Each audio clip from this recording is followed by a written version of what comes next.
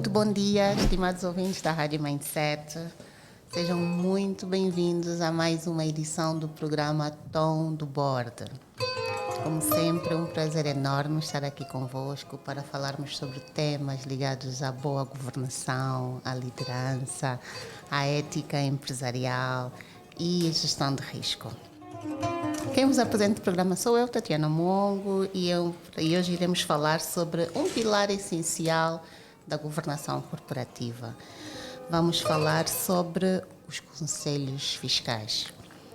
Os conselhos fiscais desempenham um papel crítico na supervisão da administração das empresas, assegurando que as práticas empresariais estejam alinhadas com a regulamentação e com os interesses de todas as partes interessadas.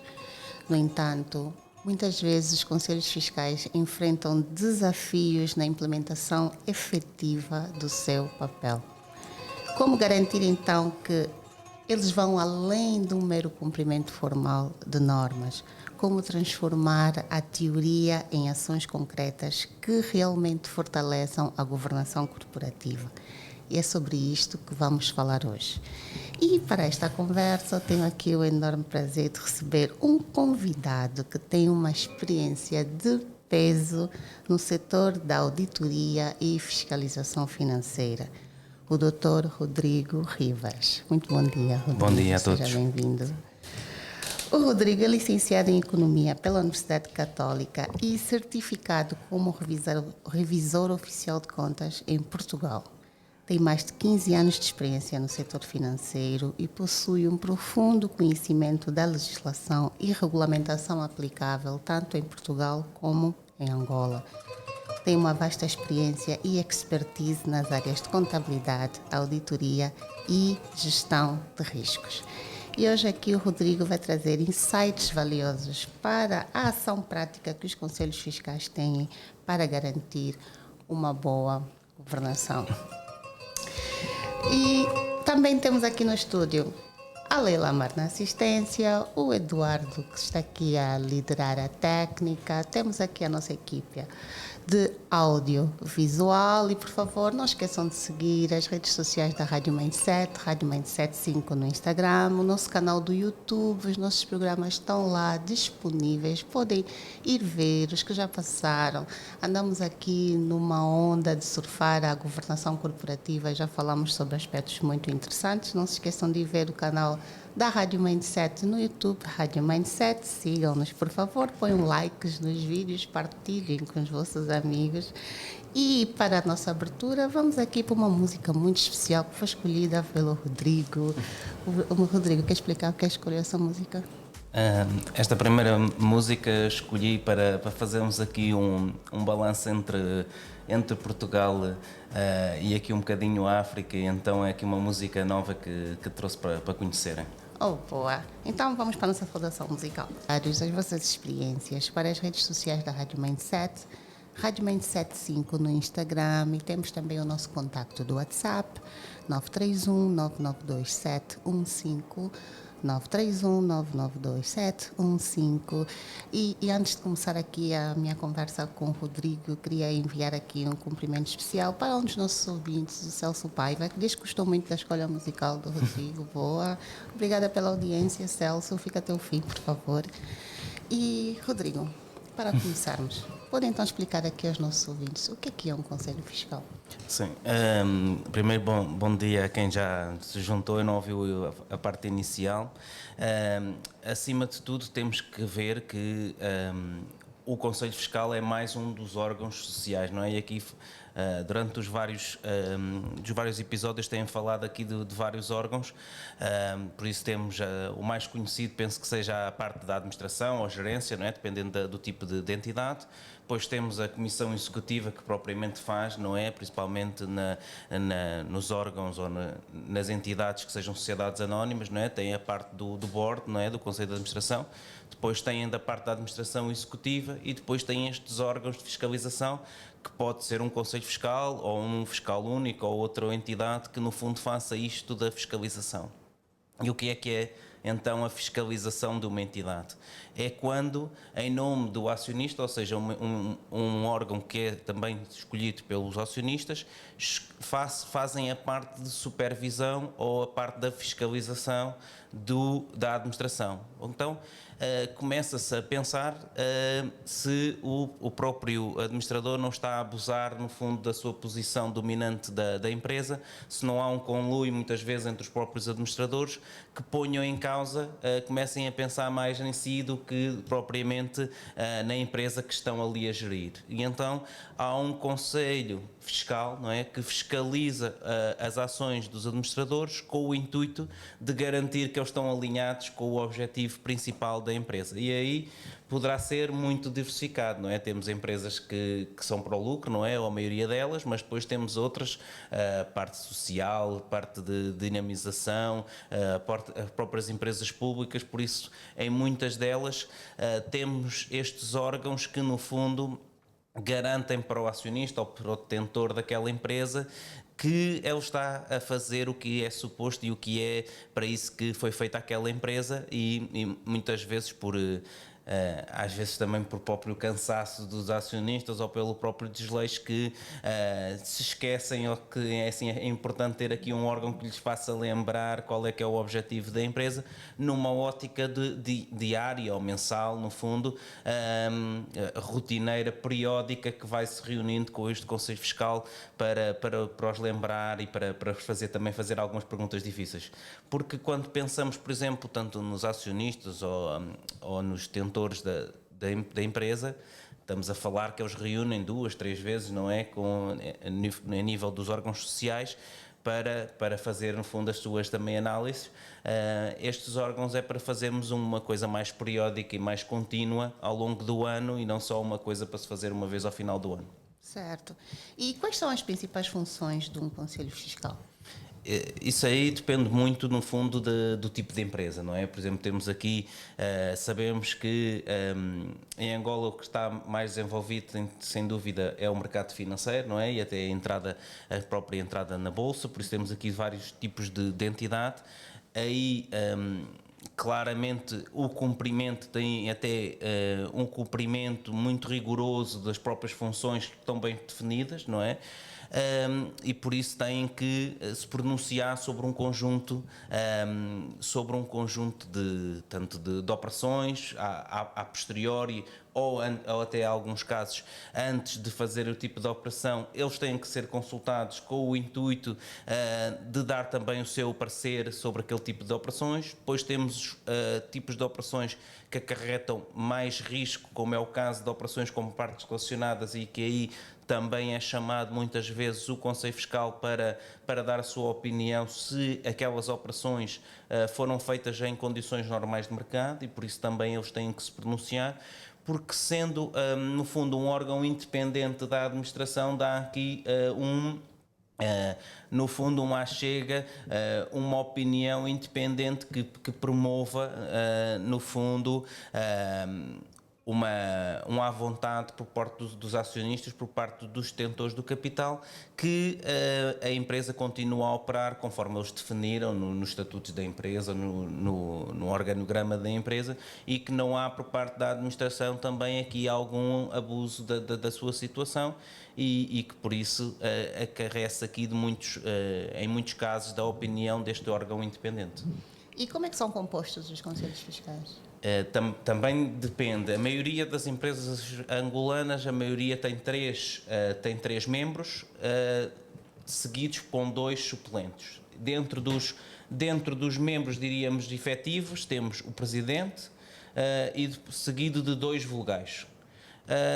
E depois têm os membros suplentes, também eles que no fundo possam substituir em caso de infortúnio ou de impossibilidade de algum dos membros, pode ser substituído por um dos membros vogais. Dentro desses três no fundo, membros, um deles tem que ser perito contabilístico, e dentro dos suplentes também um deles deve ser perito contabilístico para poder substituir o perito em caso de impossibilidade deste.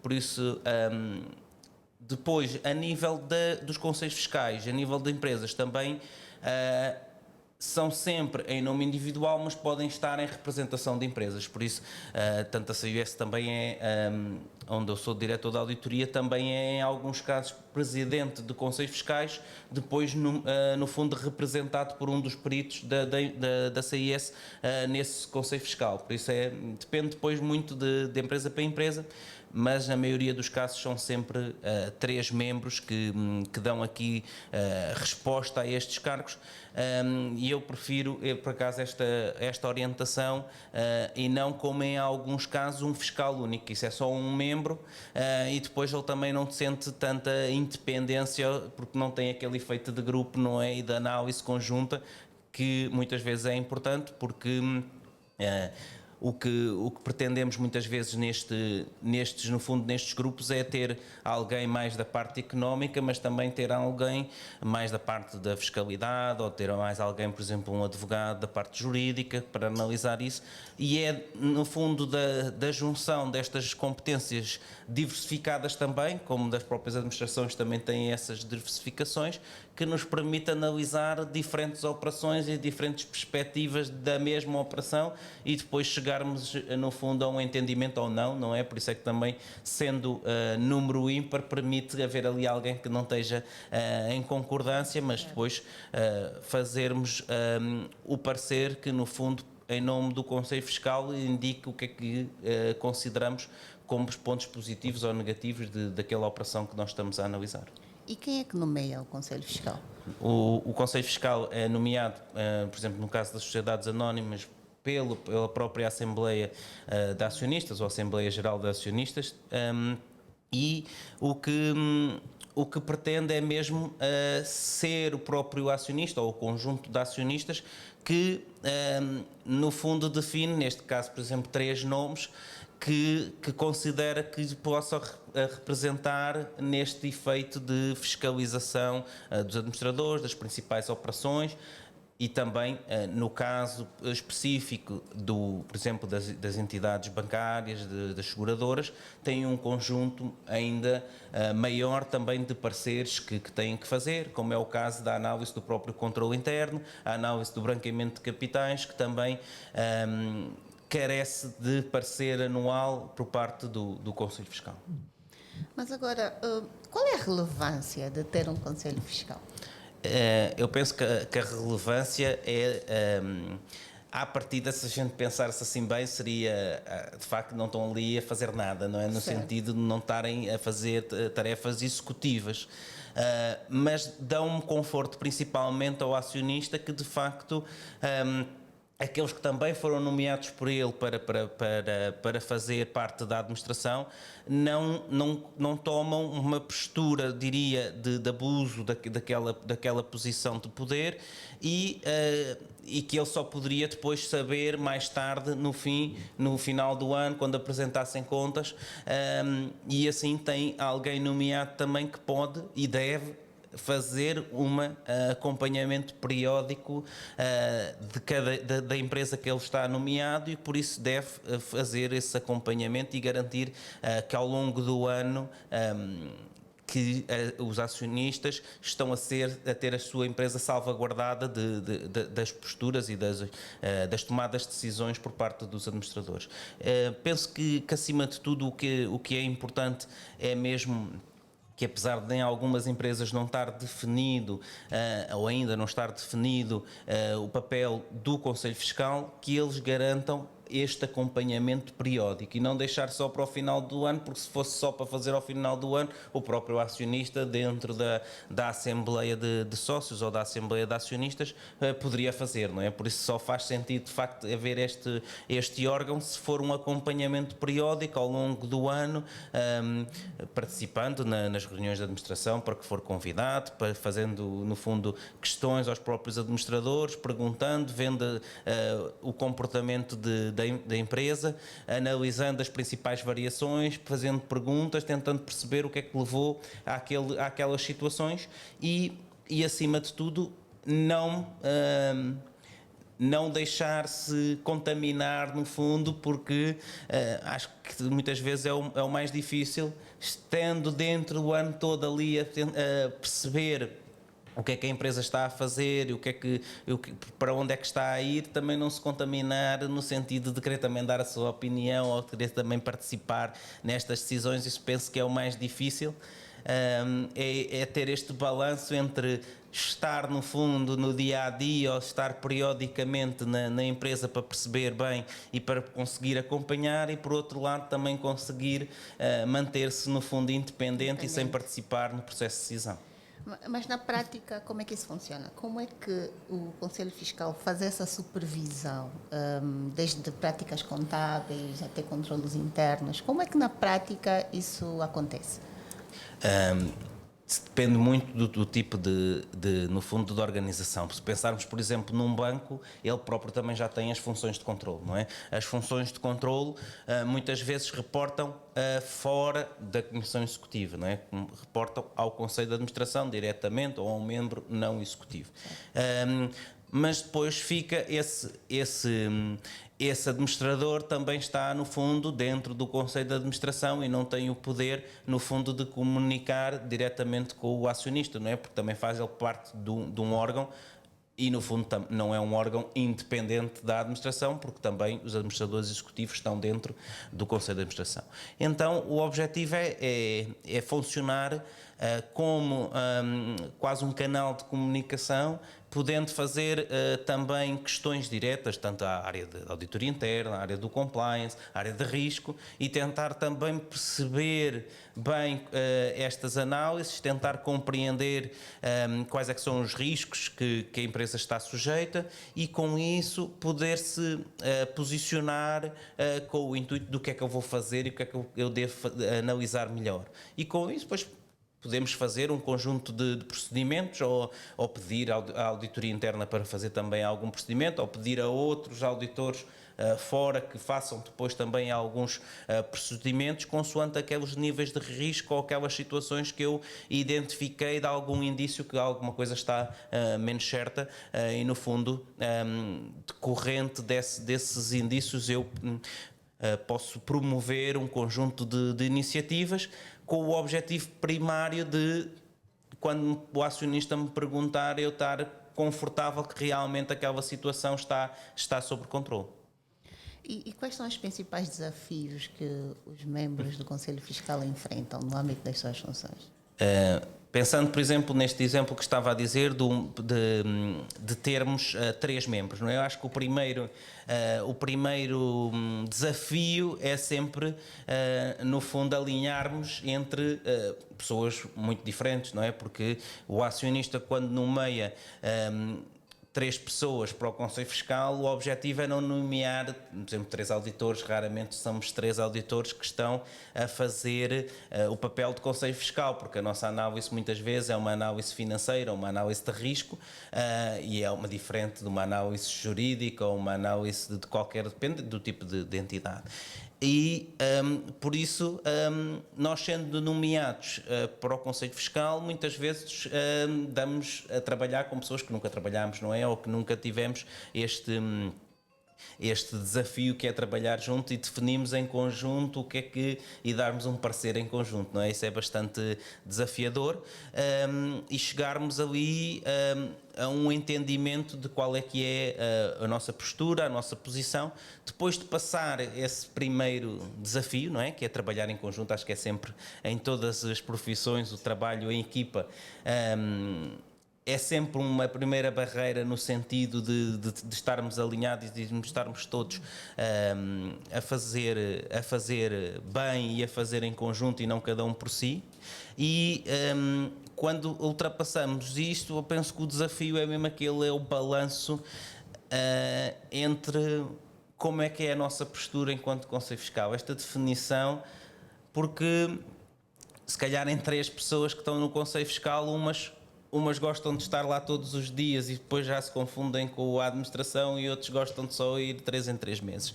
E qual é que é a postura certa e qual é que é a postura que nós devemos assumir enquanto Conselho Fiscal é algo que, no fundo, é um primeiro desafio e grande. Depois, em segundo ponto, é o balanço que devemos fazer enquanto Conselho Fiscal perante os próprios administradores. não adotarmos uma postura muitas vezes de ou polícia bom ou polícia mau, não é? Dentro do próprio Conselho Fiscal, depois por vezes há essas definições dentro da equipa, mas termos uma postura também de cooperar e tentar perceber o porque é que o administrador ou porque é que a administração está a pensar fazer daquela forma e que riscos é que acarreta e termos uma postura de nem olharmos só para a parte boa, nem olharmos só para a parte má, termos uma postura de análise dos prós e dos contras de cada uma das opções e por último, não assumirmos aquele balanço de segunda-feira, não é? Que muitas vezes é fácil, que é já passou o fim de semana, já estão os jogos de antes e depois é que nós vimos aqui dizer, olha, tomaram aquela opção, claramente foi errada, não é? Mas também à segunda-feira toda a gente acerta quanto é que ficou a chuva. E muitas vezes também é um desafio enquanto Conselho Fiscal nós termos o cuidado de acompanhar no momento da decisão para depois não virmos dizer, passado 6 meses ou 1 ano, dizer, olha, eles tomaram a decisão errada ou não esta, se tivessem feito assim era muito melhor, e eles diziam, agora também já sei, não é?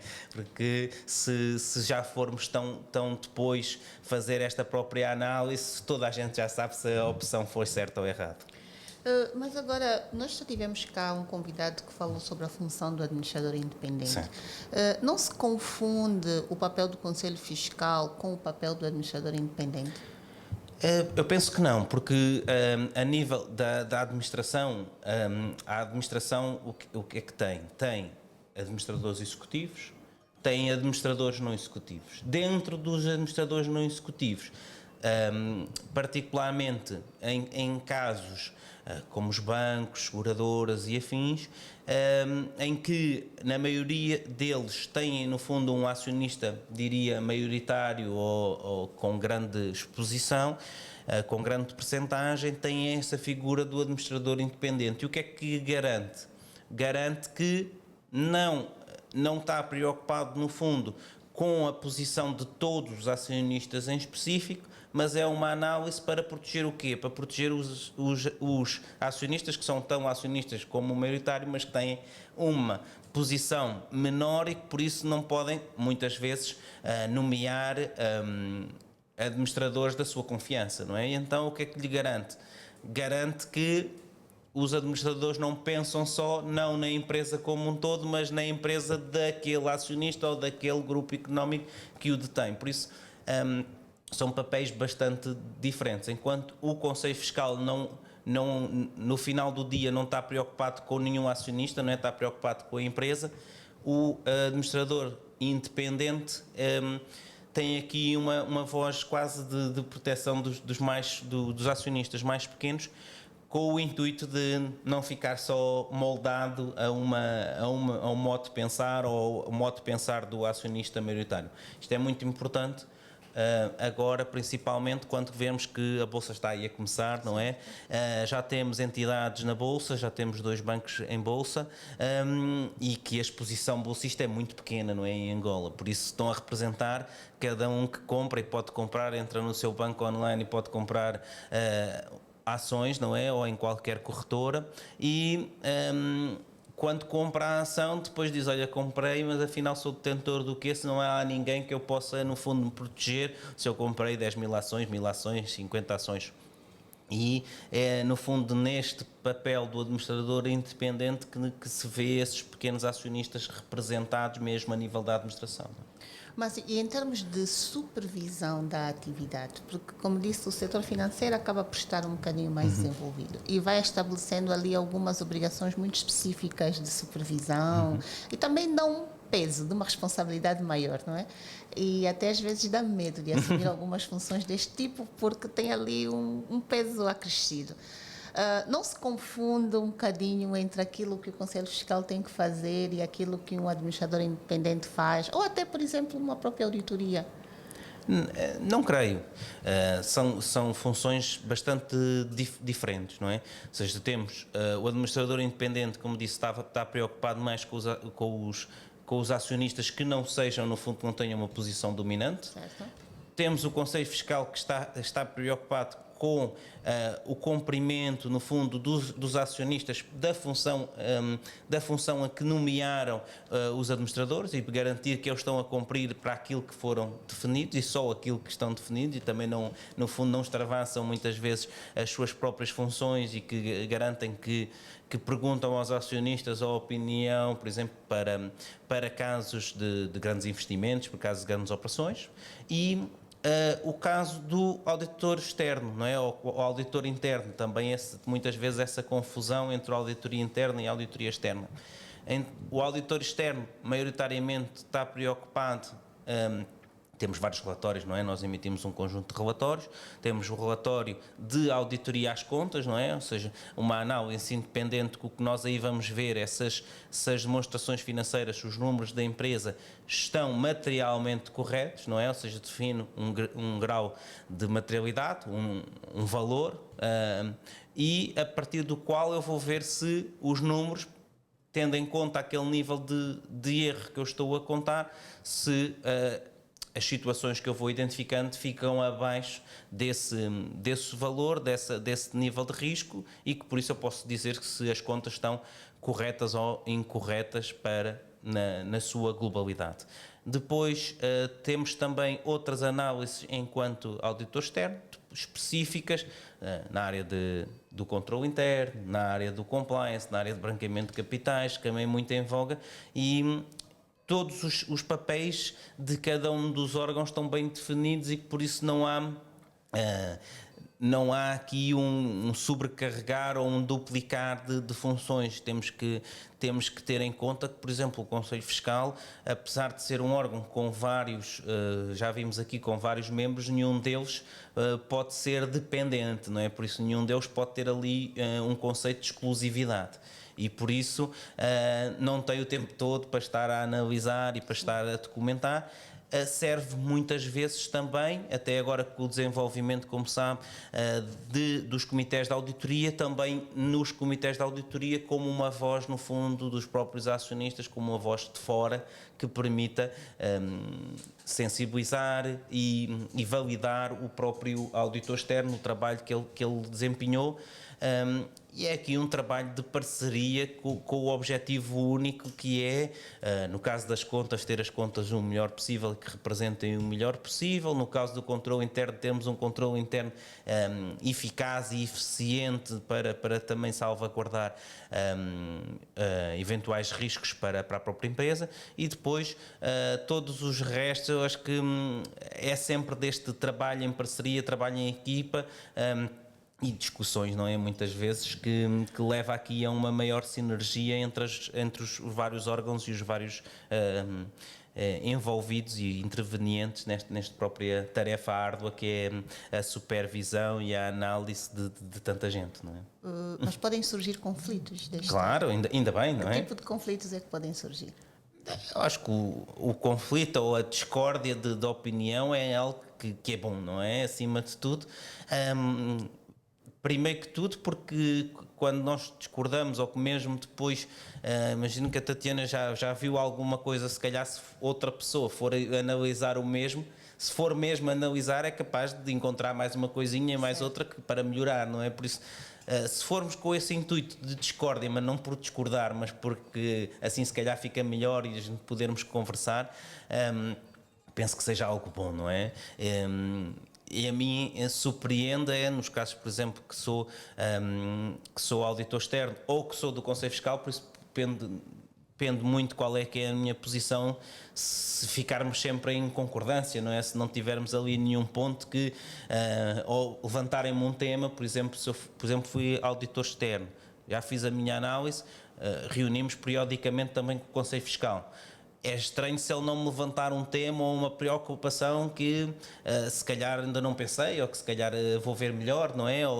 E quando viu isto, pensou nisto e nisto e nisto. Ou seja, eu acho que é algo bom, é nessas sinergias que realmente fica um trabalho bem feito, e da nossa parte, pelo menos, temos sempre o cuidado de irmos reunindo ou com o Conselho Fiscal, quando somos auditores, ou quando somos Conselho Fiscal, com os próprios auditores, para termos este também alinhamento e não chegarmos ao final do dia, como muitas vezes, às vezes, infelizmente acontece, que é só no final, depois já não dá para fazer muita coisa, que se reúne para fechar algumas coisas. Aqui, pelo menos da minha parte, o nosso escritório acaba por estar sempre aberto para irmos recebendo as equipas para podermos debater e para podermos ficar à vontade, porque assim, agora que estamos a começar aqui este período de março, abril, maio, que é o fecho de muitas contas, muitos relatórios, muitas análises, posso dizer que pelo menos os meus conselhos fiscais acho que conheço quase todos, em que eu sou auditor, conheço quase todos os membros são presenças assíduas no fundo e periódicas, com o intuito realmente de termos o trabalho bem feito, bem analisado e da troca de experiências, da troca de preocupações e do próprio relatório que, enquanto auditor ou enquanto Conselho Fiscal, fazemos uns aos outros, é que ficamos todos mais confortáveis e dormimos muito melhor. Mas agora surgem duas questões diferentes. A primeira é, o Conselho Fiscal tem que emitir também um parecer sobre as contas. Certo. E depois como é que ele chega àquela conclusão? Baseia-se no que o auditor já fez ou faz a sua própria análise? O relatório então do Conselho Fiscal em si. O relatório do Conselho Fiscal, na parte das contas em si, ele pode e deve referenciar os trabalhos que fez em conjunto com o auditor externo. E o que é isso? É, no fundo, baseado nestas reuniões periódicas e dependendo da dimensão, ou seja, num banco se calhar reunimos todos os meses, se for num outro tipo de entidade mais pequena, por exemplo, reunimos de 3 em 3 meses ou de 4 em 4 meses, depende do tipo de entidade, com o auditor externo, com o intuito de quê? De ficarmos alinhados, ver o que tipo de análise é que fez, que conclusões é que teve, que informação é que a própria entidade está a dar aos auditores, que dificuldades é que teve ou que coisas é que ele conseguiu analisar, se calhar mais acima da hora, e em cima disso ficamos com uma ideia de como é que correu aquele trabalho de auditoria e que segurança é que eles têm no próprio relatório que foi emitido.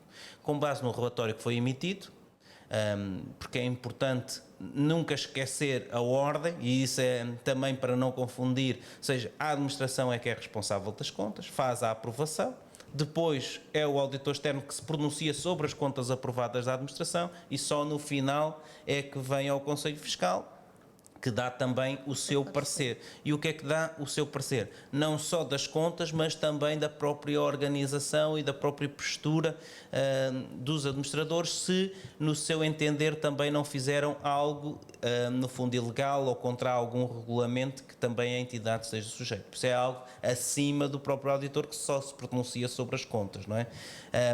Com base nisso tudo, vai o seu parecer, que é um parecer, pode ser um parecer favorável ou desfavorável à aprovação daquelas contas. E aí esse parecer serve para quê? Para os acionistas reunidos em Assembleia Geral de Acionistas lerem, no fundo, ou analisarem a posição financeira, as demonstrações financeiras, o relatório de contas, o relatório de gestão e todas aquelas informação, veem o relatório de auditoria e depois, consoante também o próprio parecer do Conselho Fiscal, dão, no fundo, a aprovação ou não das contas. E agora, Rodrigo, acontece de que um Conselho Fiscal realmente seja discordante e diga que não aprova aquelas contas? Sim, claro, não é? Então, senão não valia a pena, não é?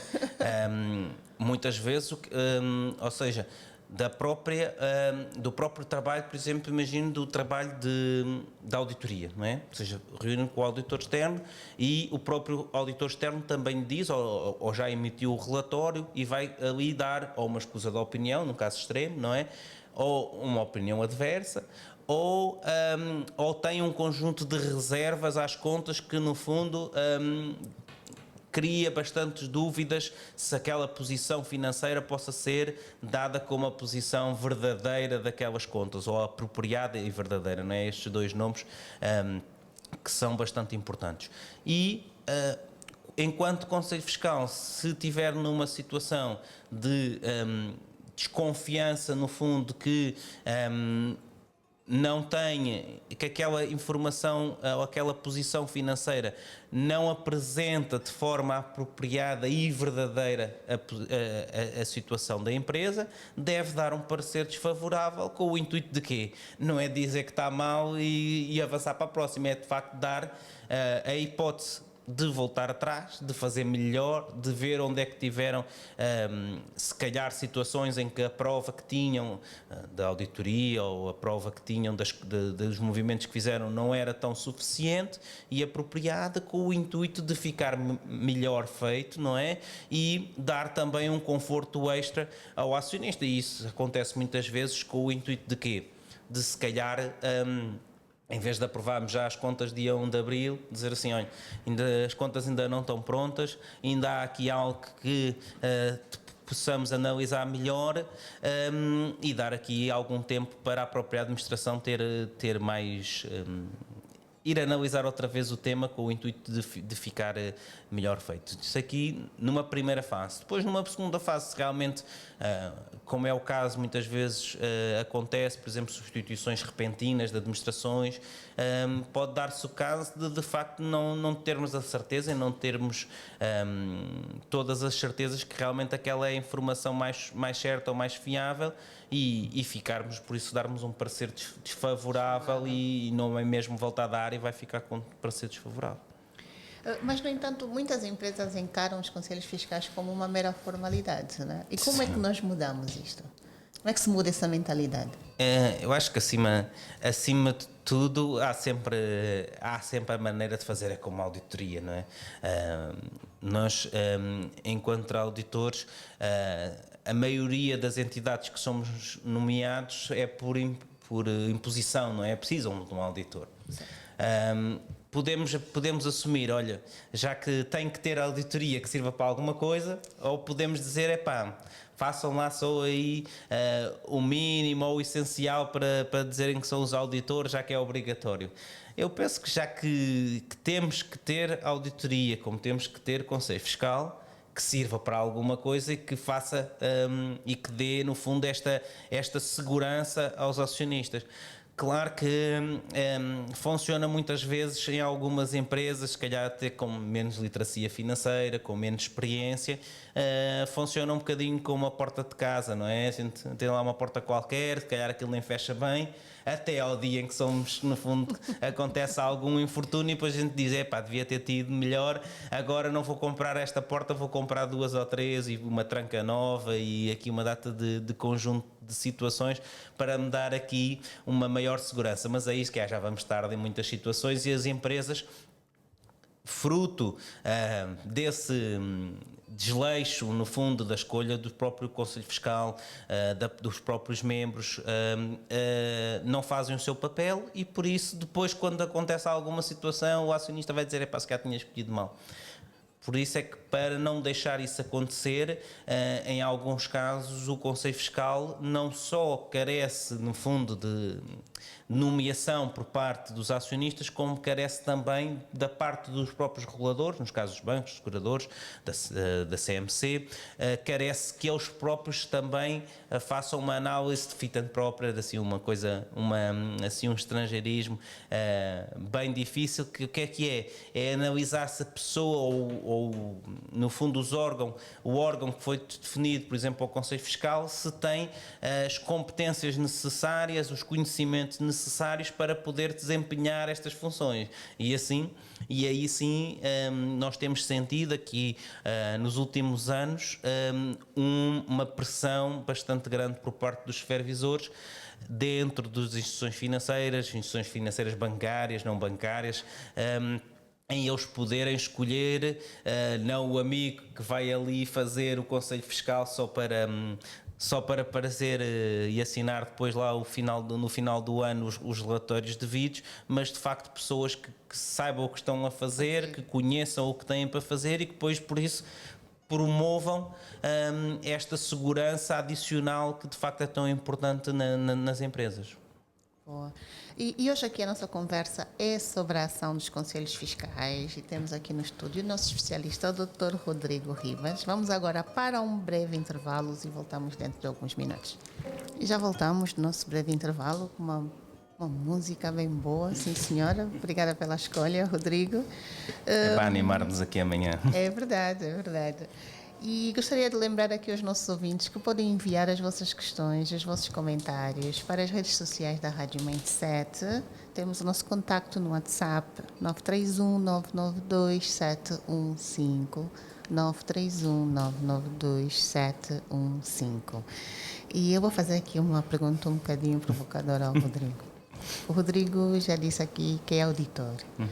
Então, no âmbito das suas funções como auditor, quais são os erros mais comuns que os conselhos fiscais cometem?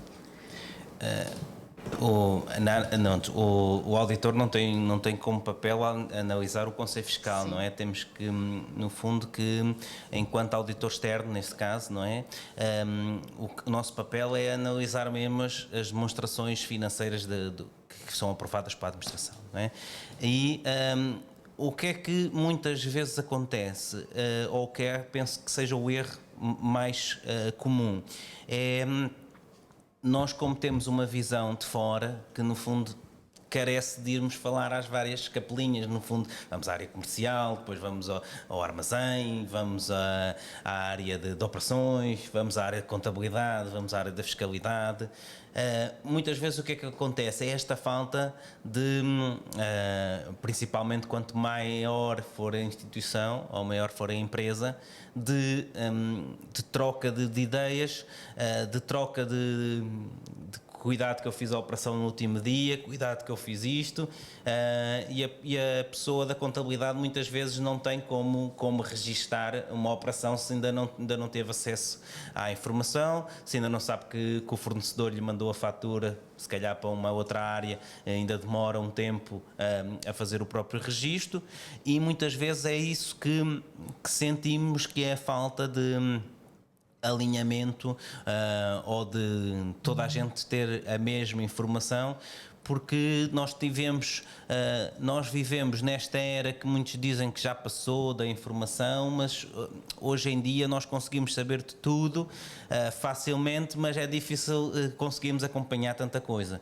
E se nós pensarmos hoje em dia, as empresas conseguem fazer hoje muito mais operações de forma muito mais rápida e célere, não é? Com muito menos necessidade de formalismos ou de procedimentos, não é? Ou seja, os procedimentos hoje em dia estão muito simplificados, consegue-se fazer as coisas muito mais célere, muito mais de uma forma muito mais com templates, como muito mais rápida, no sentido de que temos checklist para tudo e para qualquer coisa, e o que sentimos é as operações acabam por ficar feitas dentro de muitas vezes de prazos recordes, porque a área comercial está preocupada com se atinge o bónus ou não atinge, se atinge aquele nível de vendas que tinha definido no princípio do ano, e por isso vale tudo no fundo ali no final do ano para chegar àquele número.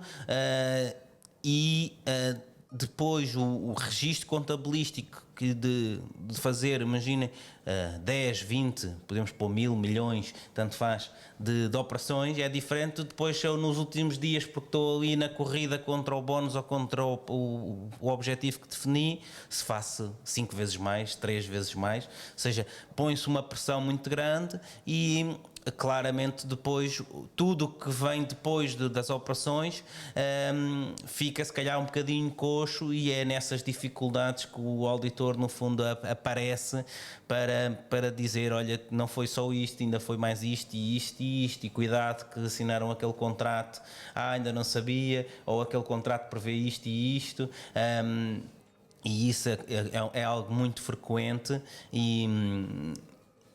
e servimos às vezes não como auditores ou como fiscalizadores no sentido estrito da palavra de ir lá analisar no final do dia, mas quase como uma ponte de comunicação, e saímos das reuniões de auditoria a dizer, se calhar é melhor falarem um bocadinho e depois a gente já volta aqui daqui a uns tempos para analisar isso, porque ainda falta esta operação. Certo. E não podemos esquecer que o auditor não analisa só a informação interna, não é? Por isso também, e é a melhor prova da auditoria quando nós conseguimos contactar os fornecedores, os clientes, os bancos, os advogados, com o intuito de quê? De pedir prova de auditoria diretamente a essas entidades e dizer, olha, estou aqui a auditar este banco ou esta empresa, eles têm, digam-me lá qual é que é o seu saldo, quanto é que eles estavam a dever a 31 de dezembro. E muitas vezes acontece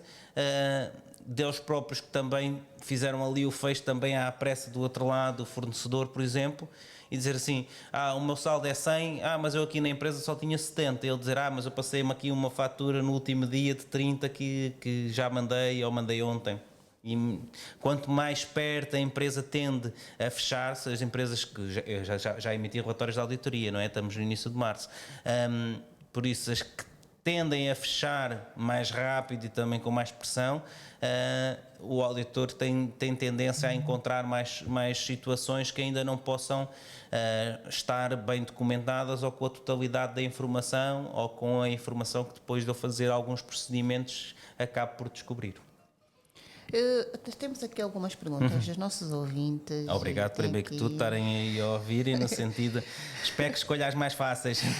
Pois é, aqui tem uma que diz assim: numa empresa com 9 administradores, dos quais 5 executivos e 4 não executivos, de que certa forma tem dentro das suas funções a supervisão, o controlo e o monitoramento da gestão executiva, o papel do Conselho Fiscal se faz realmente sentir ou pode ser de alguma forma abafado ou confundido?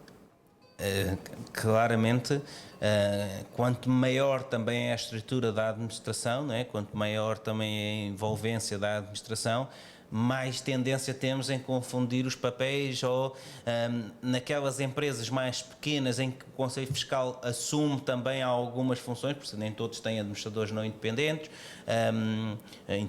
nem todos têm tantos administradores não executivos, não é? Por isso, claramente, quanto maior for a administração, mas também não conheço nenhum acionista, eu conheço vários que vá nomear administradores um bocadinho à toa, dizer, olha, agora hoje vou nomear mais 5 administradores para a minha empresa, para lhes pagar o salário ao final do mês, para eles estarem ali um bocadinho todos uns em cima dos outros e nenhum tem um papel definido. Eu não conheço nenhum, não é? Ou seja, se há uma empresa com 9 administradores é porque de facto eles fazem falta, não é? E o acionista entende que precisa.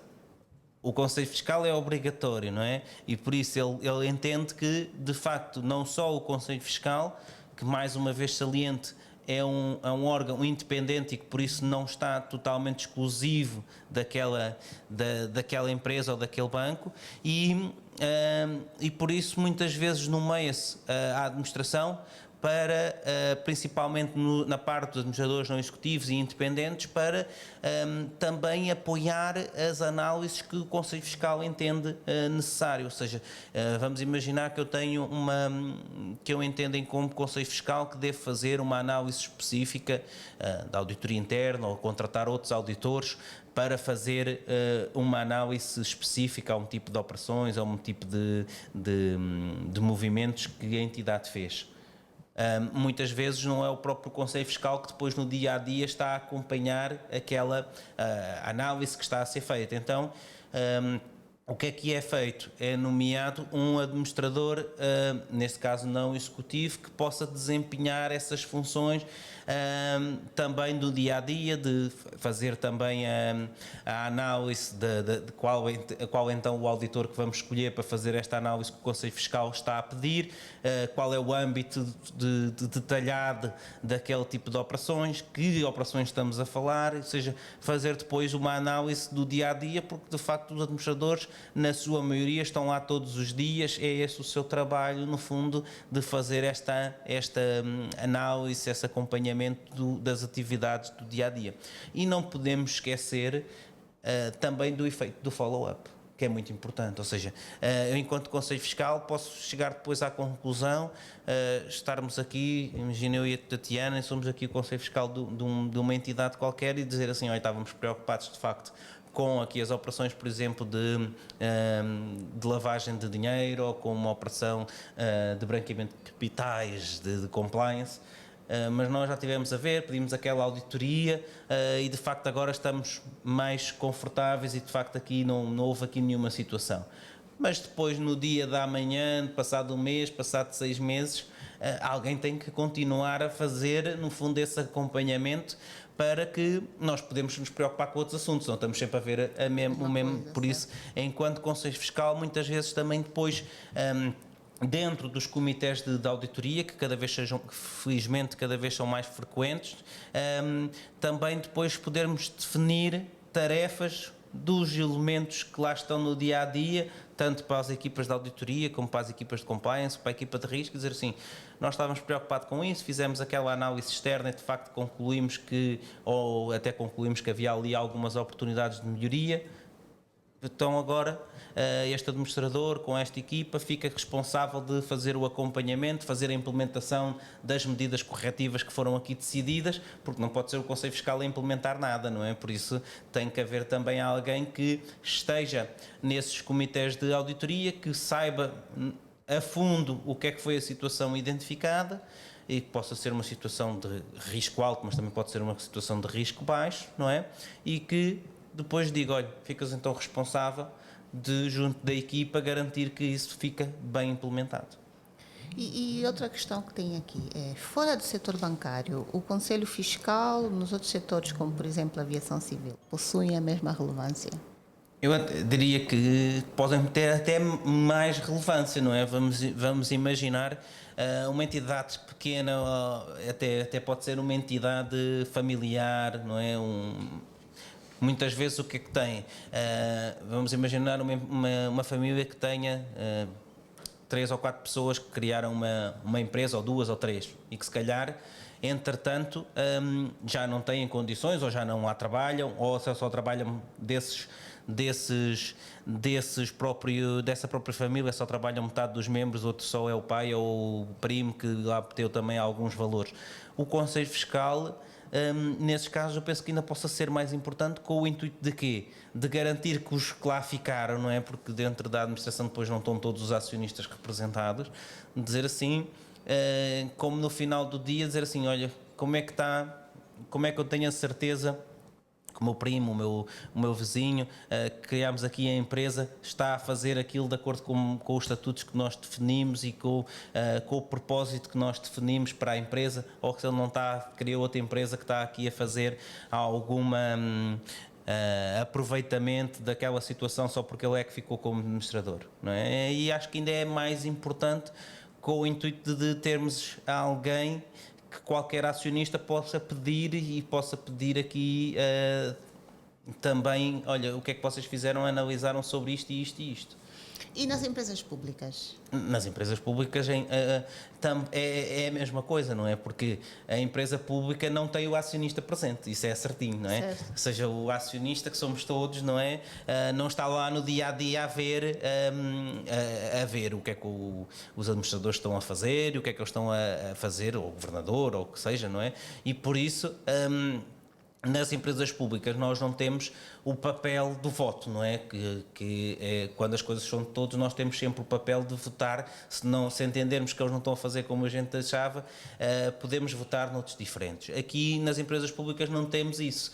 Então o que é que garante que a empresa pública, seja ela qual for, está a fazer o propósito que é? E a empresa pública não está feita para dar dinheiro, não é? Está feita principalmente para a prestação de um serviço ao menor custo possível e com o maior benefício, ou seja, ou englobar o maior número de pessoas naquele serviço. E por isso, muitas vezes, ou seja, tem aqui uma tendência maior para o administrador, neste caso um administrador público, nomeado por uma entidade pública, poder aproveitar-se daquela situação em benefício próprio, não é? Porque, no fundo, quando tende a ser o benefício de todos, se calhar ele, vamos imaginar, numa empresa de águas ou assim, ele se calhar está mais preocupado com a água da casa dele ou da localidade onde ele vive do que de todos os bairros, não é? Ele podendo escolher, vai escolher a primeira dele, não é? Certo, acho que é algo sensato. E então o Conselho Fiscal, estando fora da decisão, faz uma análise porque é que escolheste aquele bairro e não o outro, não é? Se calhar vamos lá ver melhor porque é que analisou, quais é que eram os prós de começar por aquele arranjo A e não pelo arranjo B, e é principalmente também ficar como uma situação, sendo bem feito o Conselho Fiscal, o próprio administrador ou a própria administração pode pensar, epá, este aqui, se o Conselho Fiscal me pergunta, eu nem tenho forma de lhes tentar explicar porque é que eu tomei esta decisão, porque ela não faz sentido nenhum, não é? Preciso, muitas vezes é só da possível presença, não é? Ou seja, é como polícia, muitas vezes ele ser visto na estrada faz com que depois a gente pense, esse cara nem era preciso estar aqui porque quando eles cá estão não acontece nada, mas é muitas vezes por ser visto ou por ele poder ser visto que nós enquanto automobilistas dizemos assim, pode estar ali a polícia, é melhor não fazer esta contraordenação. Exatamente.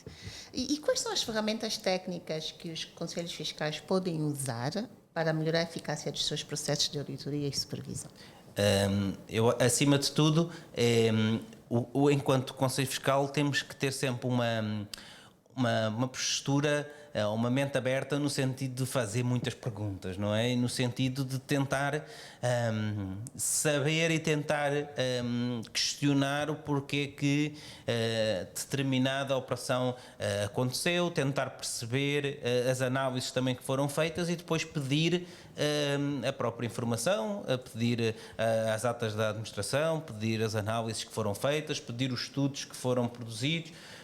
No caso, por exemplo, da contratação de um fornecedor, vamos imaginar um fornecedor estratégico, como por exemplo a implementação de uma ferramenta da contabilidade ou assim, perguntar porque é que escolheram este e não outros, que outros é que foram analisados, ver os critérios de decisão. Ou seja, é importante ter sempre esta postura de tentar perceber e não esperar que nos digam, não é? Porque se nos querem dizer é porque de facto já está...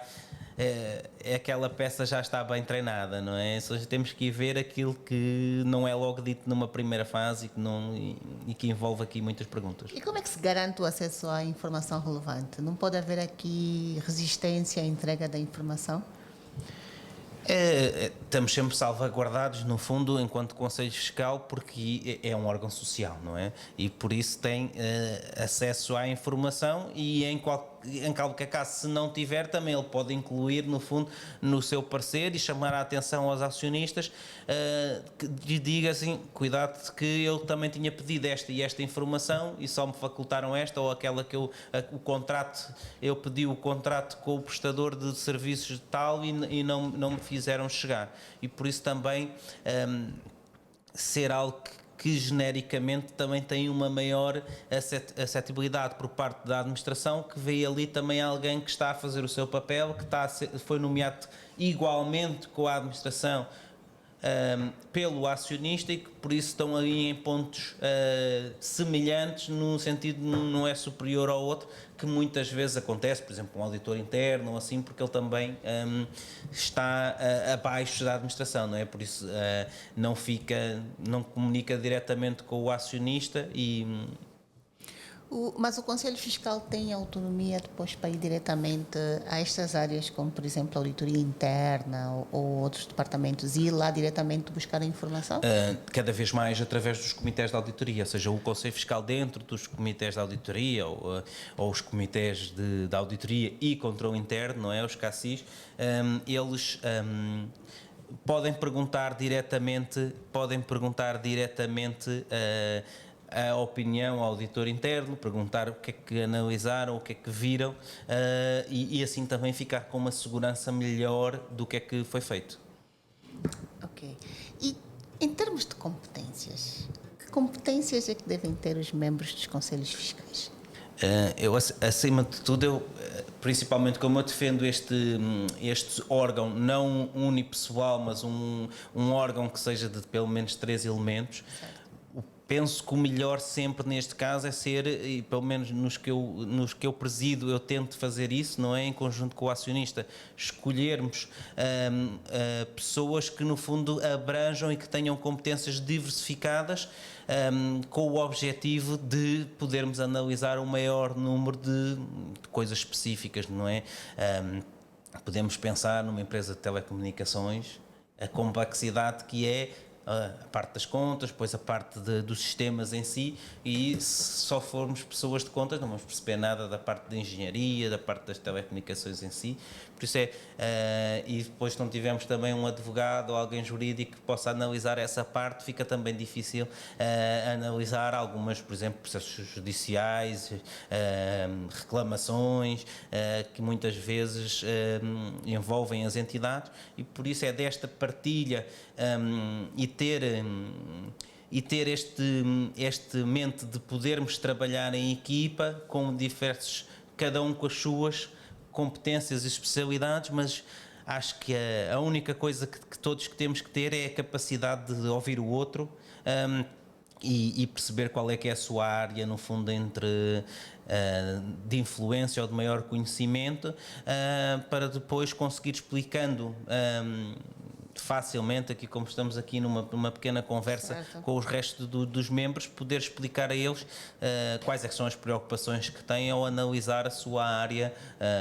Por exemplo, eu quando analiso a minha parte, também a parte da auditoria, foco-me mais na parte dos números, na parte da parte da fiscalidade, da parte de cumprimento de impostos, cumprimento da legislação, depois de tudo o que tem a ver com áreas de controle interno, enquanto tenho sempre algum colega da parte mais jurídica que vê essas pontes e que me ajudem muito a ver aqueles trâmites todos e aqueles processos judiciais, que para nós fica mais difícil, mas se calhar se alguém nos explicar com palavras, se calhar, mais fáceis, nós também conseguimos ter depois uma opinião e em conjunto depois de decidirmos isso. E em termos de capacitação, como é que os membros fiscais podem se capacitar e manter-se atualizados daqueles que são os assuntos mais... porque, de experiência, muitas vezes acontece que em reuniões ou em comitês acabam por ser ou os diretores ou os responsáveis das áreas a esclarecer como é que funciona determinado processo, ou que norma nova é que entrou em vigor e porque é que determinadas alterações estão a ser feitas. Por exemplo, no caso das instituições financeiras, bancárias e não bancárias, e também nas próprias agora instituições com supervisão da CMC, já existe também para os conselhos fiscais, para os órgãos de fiscalização, também a formação obrigatória, ou seja, têm que garantir que ao longo no fundo do seu mandato cumprem um rácio de formação para os temas que estão ali mais em voga, não é? Ou que o supervisor entende que tem que estar mais alerta.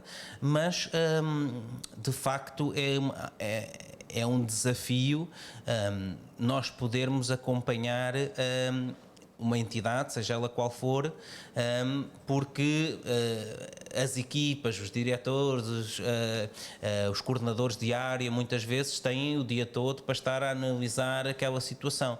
Mas o objetivo não é nós entendermos a 200%, como se calhar entende o coordenador da área, toda a especificidade daquela tipo de operações. Mas, por certo, até...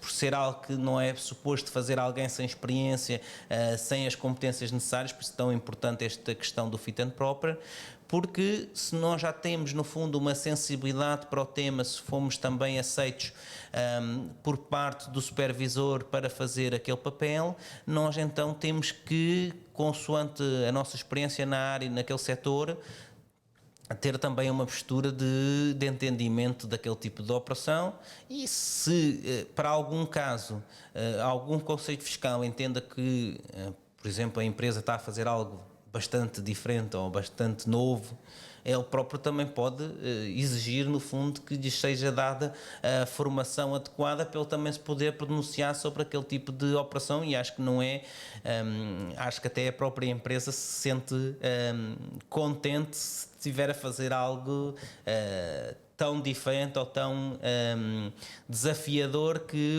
os próprios, tanto os administradores como os próprios Conselho Fiscal ou até os próprios alguns acionistas não consigam acompanhar e que tenham dúvidas, não é? Ter dúvidas é ótimo.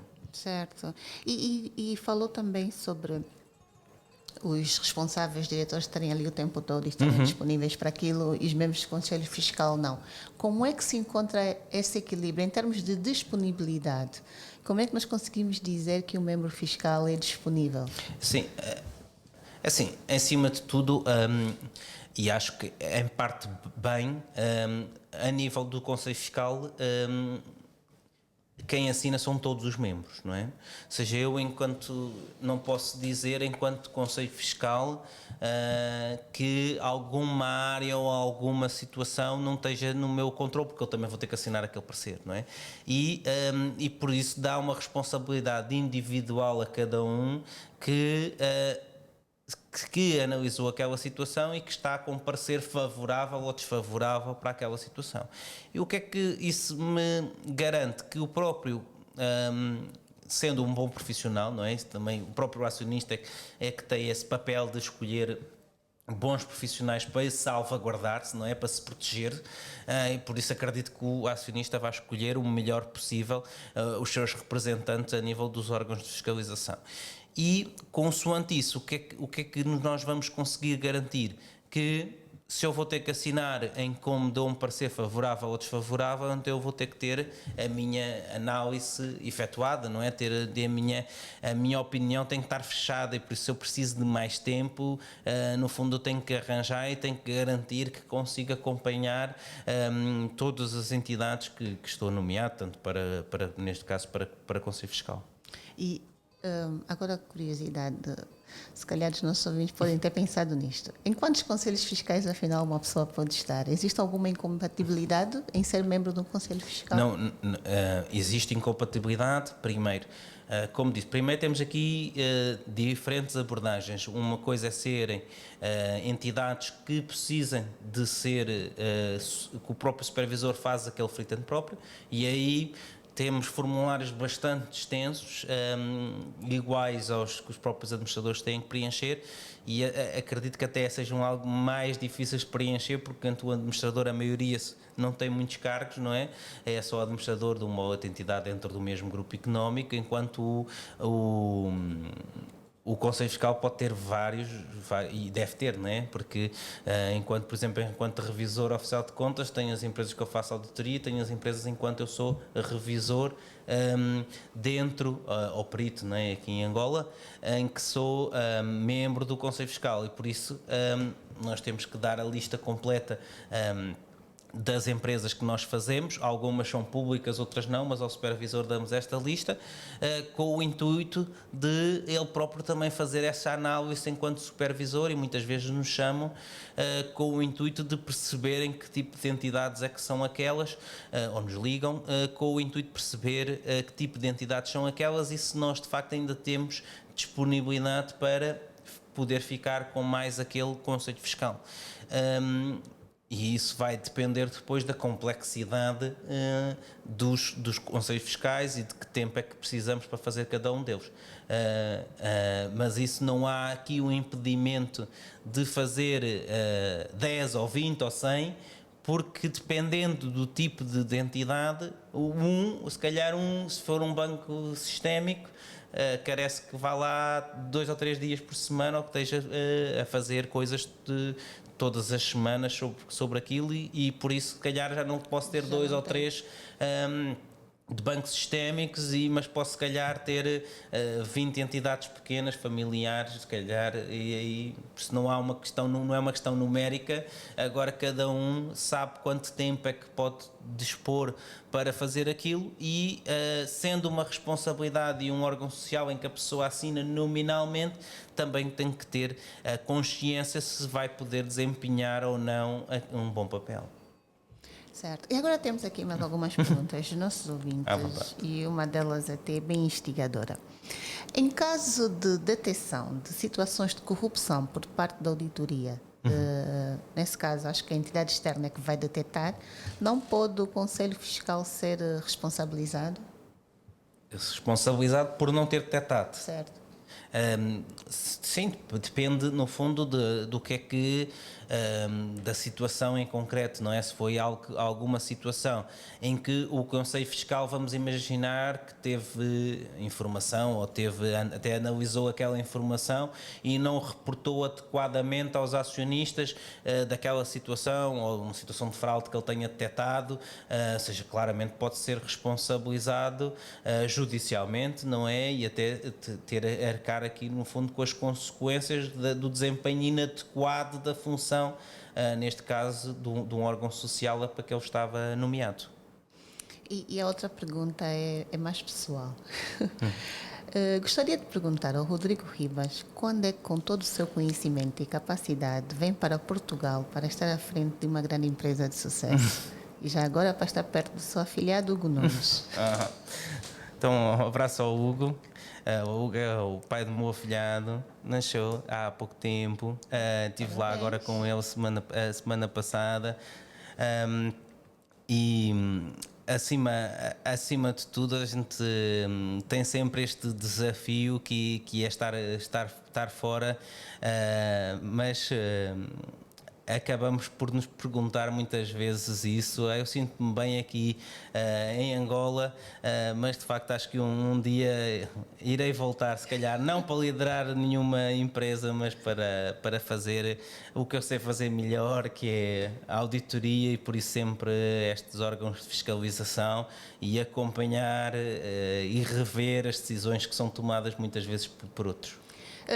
E em termos de boas práticas, aquilo que são consideradas boas práticas para conselhos fiscais fora de Angola, acontecem cá em Angola? Existe muita diferença ou estamos anos a Não, luz? acima de tudo eu acho que houve uma preocupação para um alinhamento internacional grande aqui em Angola.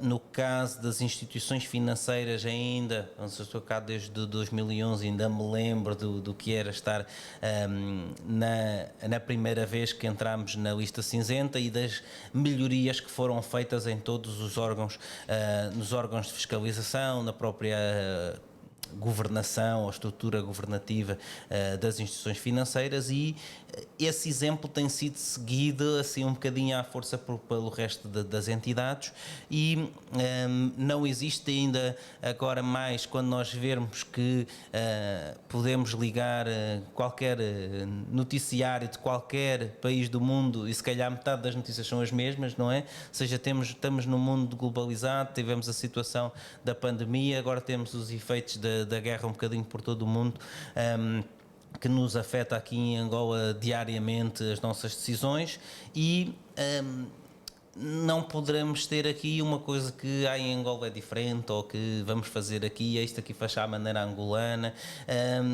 Cada vez existe menos isso. São estruturas internacionais, a maioria delas, se pensarmos nas grandes empresas que contactam com fornecedores multinacionais que trazem as coisas para Angola através da importação de muitos produtos.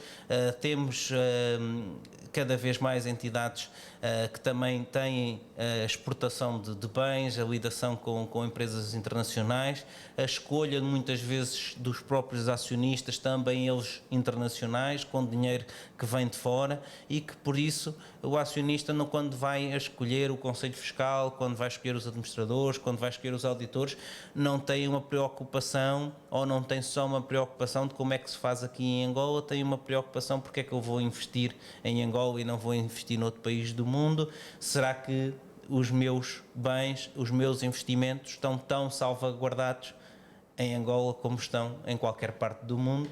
E isso é que garante a possibilidade de investirmos em Angola, de conseguirmos capacitar e adquirir cada vez mais players internacionais e também podermos cada vez mais também implementar o melhor que se faz pelo mundo fora. Isso é interessante porque nós pensávamos, quando eu vim, que já havia IVA em Portugal, não é? E que vimos a dificuldade que foi implementar o IVA em Portugal, e nós chegávamos aqui, e noutras geografias, e nós chegávamos aqui, quando ouvíamos as primeiras vezes, havia também esse murmurinho por aí que dizia: não, aqui nunca vai haver IVA, aqui isto é diferente. Hoje em dia nós já temos o IVA implementado, temos cada vez mais os relatórios e os reportes que temos que fazer fiscais, as declarações fiscais são iguais a todo o mundo, e por isso não há nenhuma maneira angolana ou uma maneira diferente de fazer as coisas. Há a melhor maneira, e as outras geografias, e cada vez mais estamos presentes em órgãos decisivos, e vemos aqui também conferências que deixaram de ser conferências de Luanda, passaram para conferências nacionais, e das conferências nacionais agora também já passam para conferências internacionais aqui com os países restantes aqui da África, e cada vez mais vão ser com outros países do mundo. Também já temos muita a parte de empresas brasileiras presentes aqui, que também trazem, que não têm o desafio da língua e que trazem, e à medida que vamos, ou que vão os angolanos também aprendendo o inglês, conseguem ir subindo e contactar com outras entidades e com outros providers, com o objetivo de capacitarem-se tão bem ou melhor que noutros países do mundo. E se alguém, alguns dos nossos ouvintes, quiserem seguir esta linha de dizer: eu quero fazer parte de um conselho fiscal, ou eu quero ser presidente do conselho fiscal, o que é que ele precisa fazer ou aprender? Muito também é parte, claro, do interesse dos acionistas da instituição, claro. Mas em termos daquilo que ele pode construir para si, em termos de carreira, competências e capacidades, que ele depois, se apresentar o seu CV, vai dizer: olha, este é um bom candidato. Claro. Eu, acima de tudo, o que é importante percebermos desde já é que, como eu disse, ser presidente do Conselho Fiscal, e sou de algumas entidades, não é o meu cargo, não é? Ou seja, ninguém é membro do Conselho Fiscal só de uma entidade, não é esse o objetivo, porque muitas vezes do conhecimento que eu tenho, ou do setor, ou de várias entidades acumulado ao longo de alguns anos, que o acionista, que só está preocupado com aquela empresa em específico, me diz: olha, no fundo, deste conhecimento todo que tu tens das instituições financeiras, das seguradoras, dos bancos, das empresas petrolíferas, seja do que for, diz assim: olha, como já conheces tanto dessa área, porque é que não me vens aqui garantir que os meus administradores não estão aí a fazer algo diferente ou esquisito face ao que é feito noutras empresas do setor? E por isso, acima de tudo, o que é que nós podemos dizer para ser um bom membro, ou que eu acho que possa ser um bom membro do Conselho Fiscal? De facto, enquanto estamos a falar que empresas podem ter milhares, não é? Temos aqui muitas empresas que têm milhares de pessoas, têm, se calhar, como disse ali o colega há pouco, de 9 administradores, só têm 3 do Conselho Fiscal, por isso é mais difícil, não é? E por isso, o que eu posso dizer é a formação, primeiro que tudo, seja a formação de base, depois ter a mente aberta de não ficar limitado a conhecer só uma realidade ou só uma empresa, porque de facto, pelo acionista, ele tem muitas pessoas que conhecem bem aquela situação em específica, e é do conhecer o setor, de participar em conferências, participar ativamente também a própria discussão de normas, na própria conhecimento de situações específicas, situação de outras geografias, que traz algo a mais no fundo, e que o acionista, quando estiver a pensar qual é que é a estrutura que ele defende, ou que ele acha mais indicado para o seu Conselho Fiscal poder pensar, olha, enquanto de auditor, se calhar eu vou pensar em chamar este que tem aqui um conhecimento e que também tem tempo ainda para fazer este tipo de operação. Mas acho que numa primeira fase diria que é algo que acontece, não é? Ou seja, eu nunca disse em nenhum caso que, olha, podia ser eu, não é? Ou seja, costuma ser algo que vem por parte do acionista que nos desafia, e porque não tu, não é? E isso acho que, acima de tudo, é estarmos presentes, estarmos cá. Não é difícil ser Conselho Fiscal. Por exemplo, eu não sou de nenhuma entidade em Portugal, porque como eu vivo em Angola é bastante difícil ir acompanhando periodicamente em Portugal, por isso cá, estando cá, sendo visível, sendo depois também uma voz que as pessoas também reconhecem méritos a nível do setor, penso que fica mais fácil, mas é algo que aconselho a todos, principalmente os jovens, que certeza que nos estão a ouvir, não pensarem ou não dormirem muito a pensar por isso. É algo que vai-lhes acontecer depois naturalmente ao longo do seu percurso. Mas existe tempo para uma função no Conselho Fiscal ou indefinido, em função sempre do interesse do acionista? É indefinido, não é?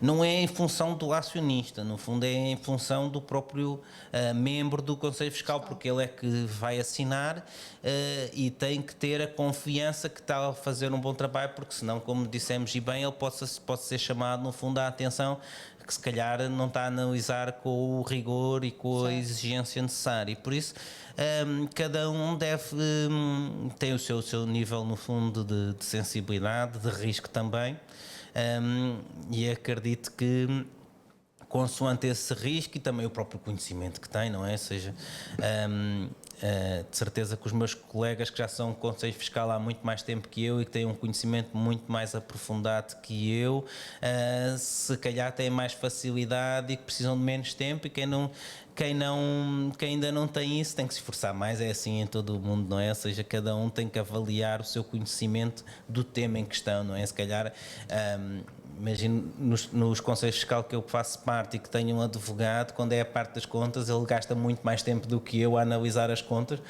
porque se calhar até para ser algo genérico ou só de grande nível, ele precisa de mais detalhe porque não está habituado àquelas terminologias, e depois ele vinga-se quando é um processo judicial ou assim, ele analisa aquilo no instante, aquelas centenas de folhas, e nós precisamos de um bocadinho mais tempo. Certo. Rodrigo, muito obrigada. Nós estamos aqui a chegar ao fim do programa. Muito obrigada por ter vindo cá hoje. Últimas palavras. Que conselhos, recomendações deixa aqui para a nossa audiência? Acima de tudo, primeiro agradecer à própria Rádio Mindset, agradecer a quem me fez aí umas perguntas mais difíceis, outras mais fáceis, agradecer a quem me está a ouvir, e em particular a quem se interessa por estes temas, porque é sempre importante nós, mesmo não sendo membro do Conselho Fiscal, percebermos o que é o objetivo principal daqueles membros, e também ficarem sensibilizados e se calhar facilitarem também o nosso papel, porque um bom trabalho por parte dos administradores, por parte dos diretores, por parte de cada um dos membros, é depois validado por parte dos órgãos de controle, não é? Tanto auditoria, de risco, compliance, e por último, só mesmo lá no final de linha, este papel enquanto auditor ou enquanto Conselho Fiscal. E por isso, se todos estivermos conscientes destes diferentes papéis, depois também vai ser mais fácil no dia-a-dia, nas instituições, nos bancos, nas empresas, cada um fazer bem o seu papel, estar preocupado com aquilo que deve estar preocupado, e depois a economia como um todo vai ser também mais protegida, e com a confiança que todos juntos, que cada um fazendo o seu papel, damos, vai haver de certeza mais pessoas a querer investir, mais postos de trabalho criados e uma melhor economia, porque é desta confiança que no fundo é o nosso papel genérico enquanto auditor, enquanto Conselho Fiscal e enquanto membro de qualquer órgão social. É esta confiança que todos procuramos dar aos acionistas para eles poderem investir mais e reinvestir aquilo que vai surgindo dos negócios. Certo. Obrigada, Rodrigo. Obrigado, muito obrigada por ter vindo cá hoje. E hoje aqui a nossa conversa foi sobre o papel dos conselhos fiscais. Muito obrigada aos nossos ouvintes pela audiência, por ficarem aqui até o final do programa. A última música é dedicada aqui a todos os angolanos, porque acho que é uma música brasileira que defende bem... eu digo que é o choro do auditor para as minhas equipas que estão sempre a queixar de alguma coisa todos os dias, mas no final do dia até tá bom. É verdade. E a última música da escolha do Rodrigo é uma música que, apesar de brasileira, é bem angolana. É bem angolana, sim, senhora. Muito obrigada a todos os nossos ouvintes pela audiência. Esta foi mais uma edição do programa Tom de Bordo. Eu me despeço e cumprimentos até a próxima terça-feira. Saudações.